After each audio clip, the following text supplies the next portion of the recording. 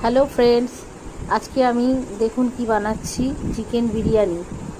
এর জন্য লাগছে রসুন, আদা, পেঁয়াজ কুচো করে রেখেছি, আর এদিকে আলু কেটে রেখে দিয়েছি। এবার ছোট পেঁয়াজ কুচো করে রেখেছি, সেগুলো রান্নাতে দেব, আর বড় বড় পেঁয়াজগুলো বেরেস্তা বানাবো। এরপর চাল ভিজিয়ে রেখেছি, আধ ঘন্টা হয়ে গেছে। গুঁড়ো মশলার মধ্যে লাগছে জিরে গুঁড়ো, ধনে গুঁড়ো আর লঙ্কার গুঁড়ো, আর লাগছে বিরিয়ানি মশলা। এই বিরিয়ানি মশলাটা আমি হাতেও বানাই, বাড়িতে বেশিরভাগটাই বানাই, আজকে কিনে এনেছি। আর গোটা গরম মশলা লাগছে, তেজপাতাও লাগছে, এখনও বার করিনি। এবার টক দই দিয়ে মাখিয়ে রেখেছিলাম, টক দই আর গোলমরিচ দিয়ে মাংস মাখিয়ে রেখে দিয়েছিলাম। আর তেল গরম করে নিলাম, চলুন রান্নাটা করি। এবার দেখুন, কড়াইতে যাতে আলু দিলে না আটকে যায়। কড়াতে গরম করে দিয়েছি তেল, আলুগুলো দিয়ে দিয়েছি। এবার একে একে আলুগুলো ছেড়ে দেবো।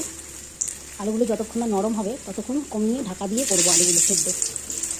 সব আলুগুলো দিয়ে দিচ্ছি, ওপর দিয়ে একটু নুন ছড়িয়ে দেবো আরেকটু, যাতে আলুগুলোর ভেতরে নুনটা ঢোকে। এবার হালকা করে কমিয়ে দিয়ে গ্যাসটা ঢাকা দিয়ে দেবো, আলুটা সেদ্ধ হতে দেবো। এই বড় বড় করে যে পেঁয়াজটা আছে, এই পেঁয়াজটার জন্য বেরেস্তা করবো। আলু ভাজা হয়ে গেলে বেরেস্তা বানাবো, আর এই পেঁয়াজটা মাংসের মধ্যে ভেজে করবো। আর আদা রসুনটা বেটে নেবো, এখন মিক্সির মধ্যে আদা রসুনটা বেটে নেবো। বিরিয়ানি আলুটা ভাজা হয়ে গেছে, একটু বেশি ভাজা হয়ে গেছে, যাই হোক। এবার ওই তেলের মধ্যে বেরেস্তাটা বানিয়ে নেবো। এর মধ্যে নুন দিয়ে দেবো, আর লাল লাল করে বেরেস্তাটা বানিয়ে নেবো। আর এখানে আমার মশলা তৈরি হয়ে গেছে, আদা রসুন। আর এখানে ভাতের জল বসিয়েছি, চাল ভিজিয়ে রেখেছিলাম, চাল ভেজানো হয়ে গেছে। এবার এটা তেজপাতা, গোটা গরম মশলা আর সব কিছু দিয়ে এই ভাতটা করব।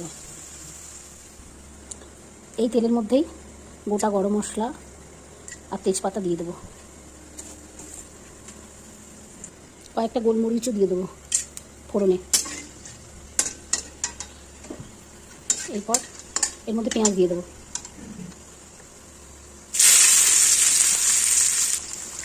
পেঁয়াজটা ভাজবো, একটু হালকা ভাজা হলে মশলা দিয়ে দেবো।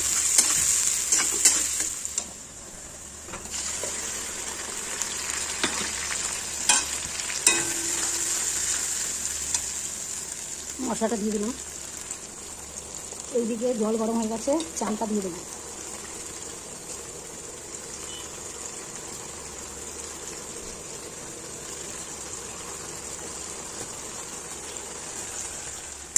মশলাটা